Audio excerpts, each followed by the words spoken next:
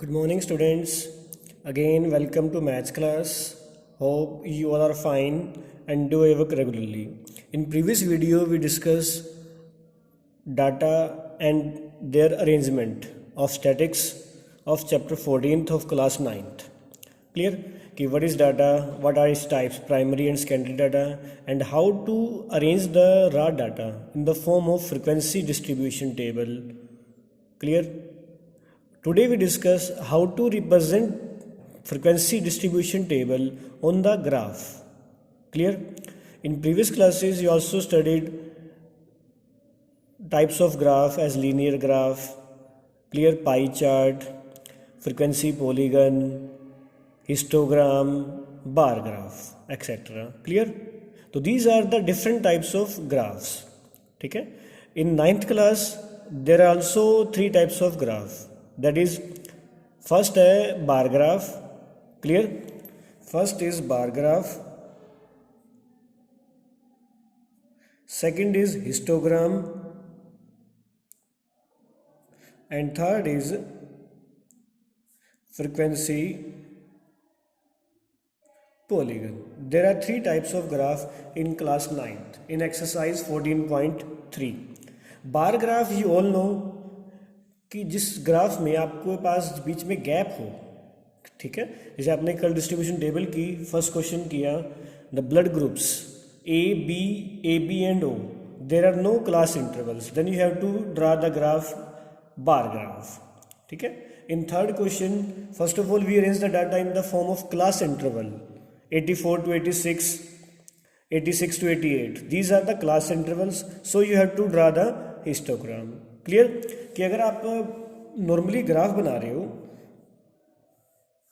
जो आपका हिस्टोग्राम है, सॉरी बार ग्राफ है, उसमें आपके पास जो बीच में गैप है वो मिलेगा with the equal gap. Clear? But in histogram class intervals are given, so there is no gap like this. Means जहां फर्स्ट खत्म हो रहा है सेकंड वहीं से स्टार्ट हो रहा है. लाइक दिस आप कह सकते हो कि जैसे बिल्डिंग्स हैं, बिल्डिंग सारी आपस में अटैच होंगी. जैसे आपके हाउसेज हैं तो आपस में अटैच हैं, बीच में कोई गैप नहीं है. ठीक है. तो वैसे ही नाम है हिस्टोरिकल बिल्डिंग, से इसका नाम पड़ा है हिस्टोग्राम. ठीक है. बार ग्राफ कि बार का मतलब बीच में गैप है. ठीक है. You see in the figure, these are the gaps.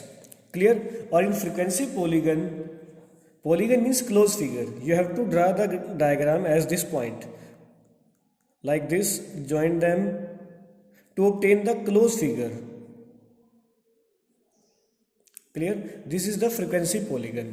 Then your first question or first concept is this: first of all, read the statement. After the reading statement, check whether bar graph is applicable, histogram is applicable, or frequency polygon is applicable. Clear?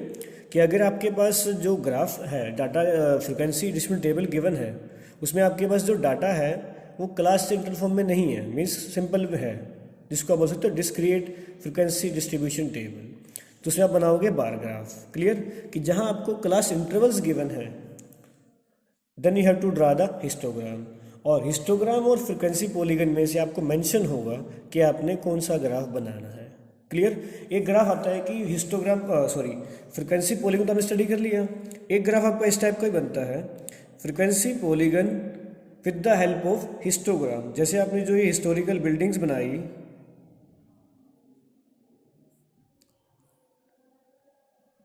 किसी भी type की आप बना सकते हो. ठीक है. तो फर्स्ट ऑफ ऑल आपने इनकी मिड वैल्यू फाइंड करनी है. जैसे these are the mid values by finding class limit, upper limit plus lower limit divide by 2. तो इनको आप ज्वाइन कर दोगे. क्लियर? और देन स्टार्टिंग पॉइंट और ending point. This is the frequency polygon. Clear? With the help of histogram. और this is frequency polygon without histogram. Clear? तो there are three types of frequency distribution table. Clear? तो let's start with the first question. First question is here. ठीक है. तो first of all जो आपको diagram given, sorry wording given है, आप wording को स्टडी कीजिए. ठीक है। A survey conducted by an organisation for the cause of illness and death among women between ages 15 to 44 year worldwide has been follow figure. Means एक company ने survey किया कि फीमेल फर्टिलिटी रेट, जो उनकी death rate है या उनकी causes हैं इलनेस की, वो बढ़ती जा रही हैं। तो उसके जो डिफरेंट आपको कॉजेज़ गिवन है और female fertility rate FFR short बोलते हैं वो भी गिवन है। तो आपने इसमें ध्यान से देखिए कि आपको जो नीचे क्वेश्चन है रिप्रेजेंट द डाटा ग्राफिकली, अब कौन सा ग्राफ बनाना है वो मेंशन नहीं है। क्लियर? तो अब जो कोजेज हैं उसमें आप ध्यान से देखो तो क्लास इंटरवल्स आपको नहीं गिवन है, ठीक है। सिंगल कोजेज सिंगल है, उनका आपस में कोई लिंक नहीं है। तो आप क्या शो करोगे? Bar graph. कि बार ग्राफ आपने देखा था कि इसमें आपके पास फर्स्ट ग्राफ में, सेकंड में, थर्ड में कोई लिंक नहीं है, आपस में इंटरनेट कनेक्ट नहीं है, ठीक है। तो यहाँ भी जो आपके कोजेज है इसमें से आपका कोई लिंक नहीं है, then you have to draw the bar graph. Clear? After study the wording, ठीक है। और इसको आप ग्राफ पे या नोटबुक कैसे पेस्ट करोगे? First of all right the question in notebook. Clear? और नोटबुक के नीचे आप ग्राफ को पेस्ट कर दोगे इस तरह से, जो इसका ग्राफ बनेगा उस ग्राफ को पेस्ट कर दोगे। क्लियर? तो टेबल आपके पास है, इस टेबल को स्टडी करके हम इसका ग्राफ बनाते हैं। क्लियर? तो टेबल भी रहेगी साथ साथ और ग्राफ भी आपने बनाना है। क्लियर? तो ग्राफ के लिए आप जो नॉर्मली यूज़ करते हो in previous classes along X axis और वाई एक्सिस। क्लियर? तो वैसे ही एक बेस ड्रॉ कीजिए।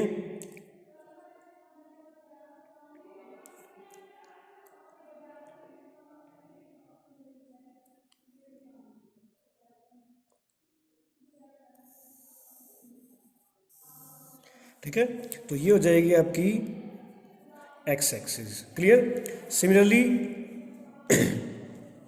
along y axis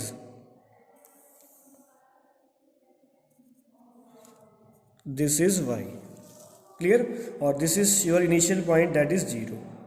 clear? अब आपके पास जो कोजेज हैं वो है आपके पास 6। क्लियर? तो 6 आप इक्वल गैप, जैसे आपका फर्स्ट स्टार्टिंग कर रहे हो, मैंने यहाँ से स्टार्ट किया, ये 1 हो जाएगा,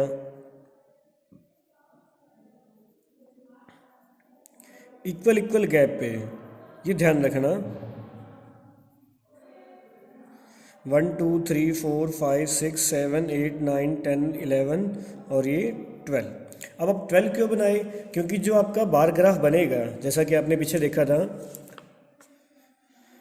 कि फर्स्ट आपने ओपन खाली छोड़ा, then second, then third, then fourth. तो इस तरह से जो आपकी बार ग्राफ बनते जाएंगे वो हाइट में बनते जाएंगे। तो उसके लिए आपको जो गैप्स है वो प्रॉपर मेंटेन करके चलना पड़ेगा, ठीक है। तो इसमें आपके पास गैप इक्वल हो गया। अब जो आपके पास FFR गिवन है, फीमेल फर्टिलिटी रेट, वो आपके पास डेसिमल में गिवन है। क्लियर? तो अब इसको आपने शो करना है। अब ये सारे डेसिमल्स में है तो मैं इक्वल गैप लेके चल रहा हूँ 5 का, ठीक है। तो फर्स्ट 5 10 15 20 25 30 और 35। Gap should be equal. Remind this first step, ठीक है। कि जो भी आप गैप ले रहे हो, चाहे 4 का गैप ले रहे हो, चॉइस आपकी है कि गैप आपका प्रॉपर मेंटेन होना चाहिए विद इक्वल गैप। क्लियर? अब इन आपने बार ग्राफ को शो करना है तो पहले आप शो कीजिए रिप्रोडक्टिव हेल्थ कंडीशन जो है 31.8। तो 31.8 30 से ऊपर होगा तो थोड़ा सा ऊपर लगा दीजिए जस्ट, ठीक है। और सेकंड आपके पास बार है यहाँ, तो ये आपका बार बन जाएगा एक। क्लियर? इनको स्केल से ज्वाइन कर दो।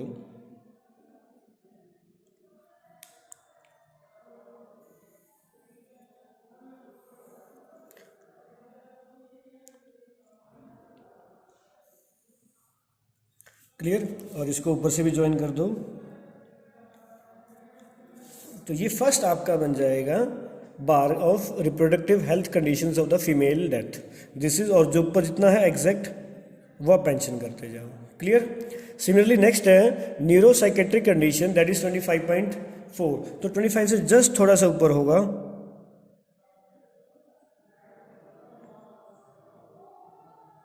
क्लियर? तो इनको आप गैप अपने अकॉर्डिंग 4 का भी ले सकते हो, 2 का भी ले सकते हो। बस 2 का गैप लोगे तो ग्राफ आपका थोड़ा सा बड़ा बन जाएगा।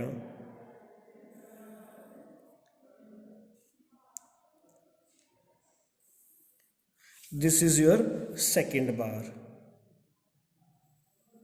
ठीक है, this is 25.4, clear. Similarly third है इंजरीज, दैट इज 12.4। तो 12 आपका होगा 10 और 15 के बीच में, मतलब 25, तो 12.5 लगभग यहाँ हो जाएगा, इसी को ही आप काउंट कर लीजिए, ठीक है। अब ये आपका थर्ड बार बन जाएगा।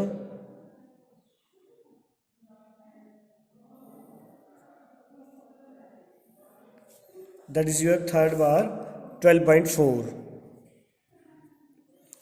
क्लियर। नेक्स्ट है 4.1 और 4.2। आपके 4.1 है कार्डियोवैस्कुलर कंडीशंस और respiratory condition close to the near 5, ठीक है। तो लगभग 5 के आसपास ही दोनों को आप फिट कर दीजिए,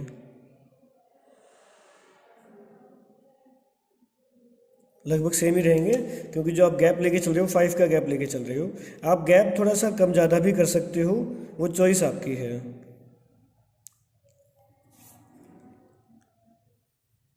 this is 4.3, this is 4.1, clear. और नेक्स्ट है लास्ट अदर कोजेज, मतलब इनके अलावा कोई भी और कोज है तो 22, ठीक है। 22 लगभग आपका बिल्कुल एग्जैक्ट मिडल में ही आ जाएगा।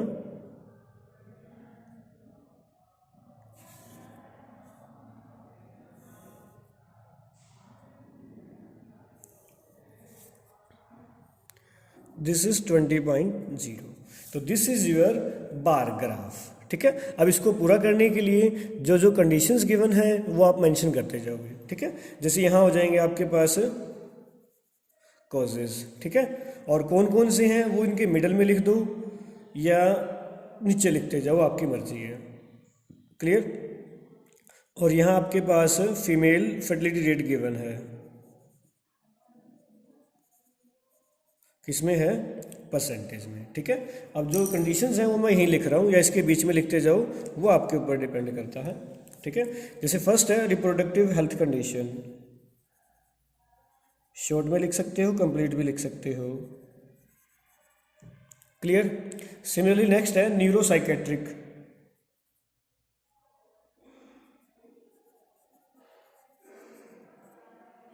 न्यूरोसाइकेट्रिक। थर्ड है इंजरीज, क्लियर। अब पूरा आएगा नहीं तो मैं नीचे लिख देता हूँ, रेस्पिरेटरी कंडीशंस, कार्डियोवैस्कुलर कंडीशंस है,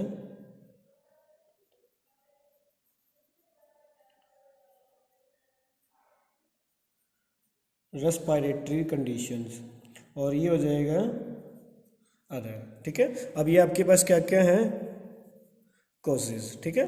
और क्वेश्चन के ऊपर राइट कॉर्नर में आप मेंशन करोगे स्केल कि अलोंग एक्स एक्सिस आप क्या यूज़ कर रहे हो, अलोंग वाई एक्सिस आप क्या यूज़ कर रहे हो। अलोंग एक्स एक्सिस और along Y axis. One box means जो आपका पास ये बॉक्स है एक, इसको आप वन बॉक्स बोलते हो, और लगभग अप्रोक्सीमेटली 1 सेंटीमीटर होगा। तो दोनों में वन बॉक्स आप क्या क्या यूज़ कर रहे हो, इसमें आप यूज़ कर रहे हो कॉजेज, क्लियर। और नेक्स्ट में आप क्या यूज़ कर रहे हो, 5%, क्या है, फीमेल फर्टिलिटी रेट,